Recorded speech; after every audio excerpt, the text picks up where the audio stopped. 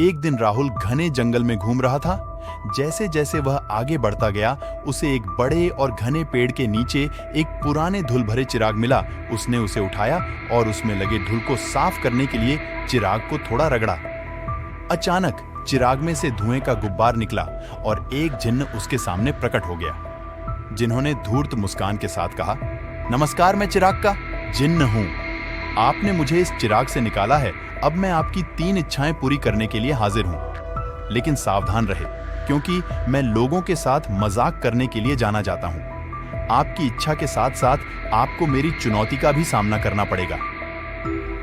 राहुल कभी भी चुनौती से पीछे नहीं हटने वाले थे। उन्होंने उत्सुकता से जिन्न की पेशकश स्वीकार कर ली। उसने अपनी इच्छाओं के बारे में बहुत देर तक सोचा और अंत में कहा, अपनी पहले इच्छा के लिए मैं दुनिया का सबसे अमीर आदमी बनना चाहता हूं। एक पल में राहुल ने खुद को कल्पना से परे खजाने से भरे एक भव्य महल में पाया। वह यह सोचकर खिलखिलाकर हंस पड़े कि उसने जिन्न को मात दे दी है। लेकिन शरारती जिन्न हंसते हुए कहा, राहुल, मेरे पास एक अजीब चुनौती भी है।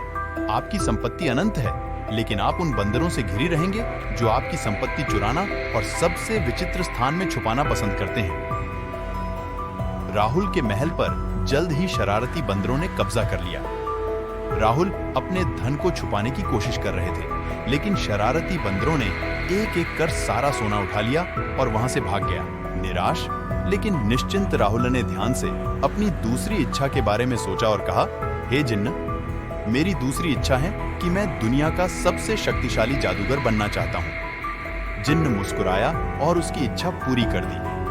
राहुल को अचानक एक अविश्वसनीय शक्ति का महसूस हुआ। उसे भूख बहुत लग रहा था, तो उसने जादू से एक भव्य दावत बनाने की कोशिश की। पल भर में हजारों प्रकार के स्वादिष्ट व्यंजन उसके सामने प्रकट हो गया। लेकिन व्यंजन के साथ जिन्न का 2 पेटू भाई भी प्रकट हो गया। राहुल अपने थाली से कुछ निवाला मुंह में डाल पाता, उससे पहले ही जिन्न के 2 पेटू भाई ने सारा खाना गटक लिया। बेचारे राहुल के लिए कुछ बचा ही नहीं। उनके द्वारा किया गया प्रत्येक जादू अप्रत्याशित परिणाम देता था। अब राहुल ने अपनी जादू से उड़ान भरने के लिए जादुई कालीन का इंतजाम किया और उस पर बैठकर दुनिया का सफर करने निकाल पड़ा। लेकिन कालीन इतनी तेज उड़ता था कि राहुल को लगा कि वह एक तूफानी बवंडर का सामना कर रहा है। जब जादुई कालीन को रोकने की कोशिश की, तो वह झटके से रुक गया और राहुल को आसमान से जमीन पर पटक दिया। जितना अधिक उसने अपनी नई शक्तियों का उपयोग किया, वो अधिक अनियंत्रित और बेटूके होते गए। हताश होकर और यह महसूस करते हुए कि वह जिन्न को नहीं हरा सकता, राहुल ने अपनी आखिरी इच्छा के तौर पर शरारती जिन्न से कहा, आपने मुझे जो धन और शक्तियां दी थी, उन्हें वापस ले लें। मैं बस एक साधारण आदमी बनकर वापस जाना चाहता हूं।